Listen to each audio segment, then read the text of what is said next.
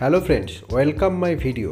আজকে তোমাদের জন্য থাকছে মাধ্যমিক 2025-এর কিছু ইম্পর্টেন্ট কোশ্চেন অ্যান্ড অ্যান্সার। প্রথম প্রশ্ন, ভারতের সিলিকন ভ্যালি অবস্থিত? অপশন ক চেন্নাইতে, অপশন খ বেঙ্গালুরুতে, অপশন গ কলকাতাতে এবং অপশন ঘ দিল্লিতে। সঠিক উত্তর অপশন গ কলকাতাতে।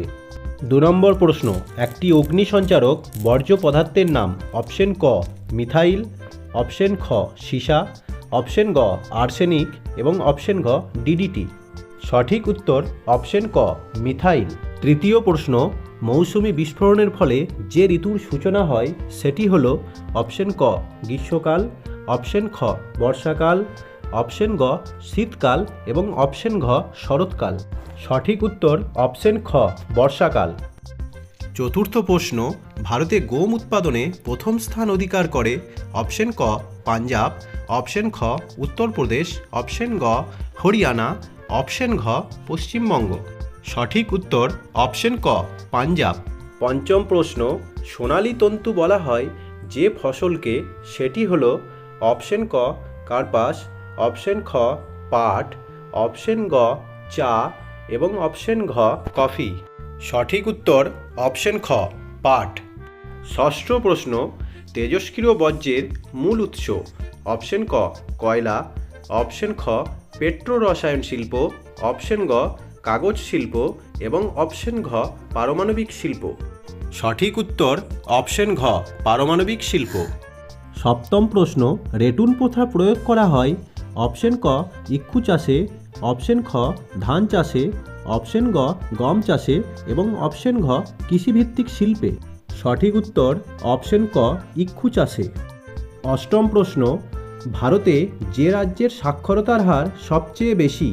অপশন ক উত্তরপ্রদেশ, অপশন খ কেরল, অপশন গ পশ্চিমবঙ্গ, অপশন ঘ তামিলনাড়ু। সঠিক উত্তর অপশন খ কেরল। নবম প্রশ্ন, আধুনিক শিল্পদানব বলা হয়? অপশন ক লৌহ ইস্পাত শিল্পকে, অপশন খ বস্ত্রবয়ন শিল্পকে, অপশন গ পেট্রো রসায়ন শিল্পকে, অপশন ঘ পাট শিল্পকে। সঠিক উত্তর অপশন গ পেট্রো রসায়ন শিল্পকে।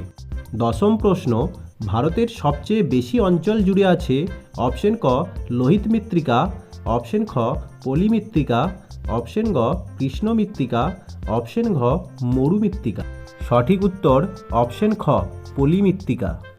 11 নম্বর প্রশ্ন, মহারাষ্ট্রের উপকূল অঞ্চল বলা হয়?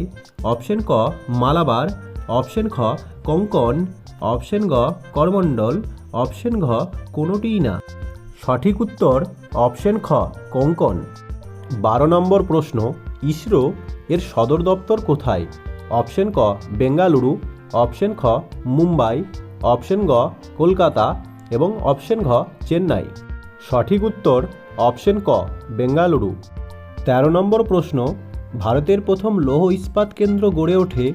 অপশন ক তামিলনাড়ু, অপশন খ পশ্চিমবঙ্গ, অপশন গ উড়িষ্যা এবং অপশন ঘ গুজরাট। সঠিক উত্তর অপশন খ পশ্চিমবঙ্গ। 14 নম্বর প্রশ্ন, পশ্চিমবঙ্গের পুরুলিয়া জেলাটি গঠিত হয়?